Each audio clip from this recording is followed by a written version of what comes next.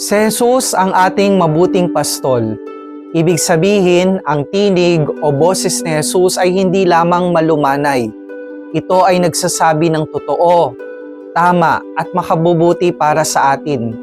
At tayo, bilang kanyang mga tupa, ay nakikinig at sumusunod sa kanya. Pero madalas, mas madiskarte pa tayo kay Jesus.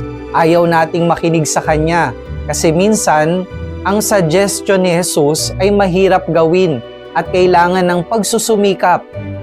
Kaya madalas pinipili nating pakinggan yung boses ng tukso ng demonyo na nagtuturo sa atin ng mali at masamang paraan. Paraang madali, ngunit magdadala sa atin sa kasamaan. Ito ang babala ni Jesus. Anumang tinig na hindi galing sa Kanya ay dadalhin tayo sa ikapapahamak natin. Kaya naman, pakinggan natin ang tinig ni Jesus